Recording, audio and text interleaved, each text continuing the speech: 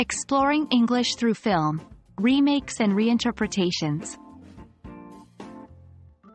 Hello, everyone. Welcome back to our journey into English language learning through cultural understanding. In today's video, we'll be diving into the intriguing world of film remakes and reinterpretations. We'll see how culture influences these productions and what they can teach us about the English language. Get ready to explore the art of storytelling anew. First off, let's clarify what we mean by film remakes. A film remake is a newer version of a previously released film.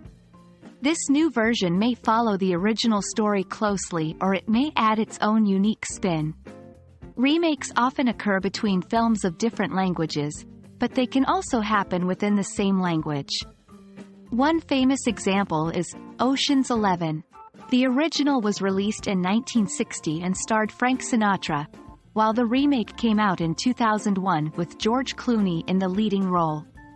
The story remained about a casino heist, but the characters, style, and humor were adjusted to reflect the times and audience expectations. Now, on to reinterpretations. These are slightly different from remakes.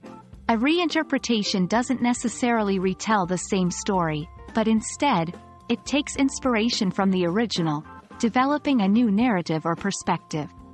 A classic example is Baz Luhrmann's Romeo plus Juliet, 1996. This film is a reinterpretation of Shakespeare's play, Romeo and Juliet. It retains the original language of Shakespeare but sets the story in a modern-day context with contemporary costumes and settings. This contrast between old and new breathes fresh life into the centuries-old play. What makes remakes and reinterpretations so fascinating is the cross-cultural influences they carry. When a film is remade for a new culture, it often undergoes changes to make the story more relatable to the new audience. This can include changes in dialogue, customs, locations, or even the underlying themes.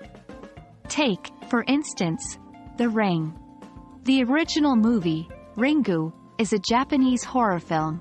When it was remade for an American audience, certain elements were altered to suit Western horror conventions and preferences. Lastly, let's tie this back to our English language learning.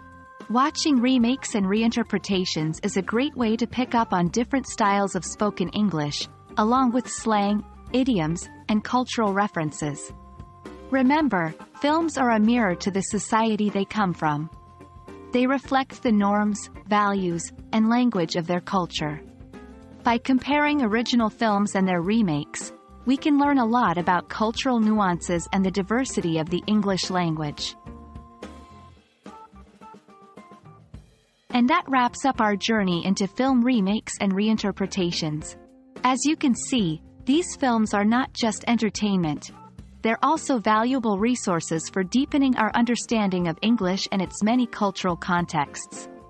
So next time you sit down to watch a film, remember you're also embarking on a language learning adventure. Happy viewing, everyone!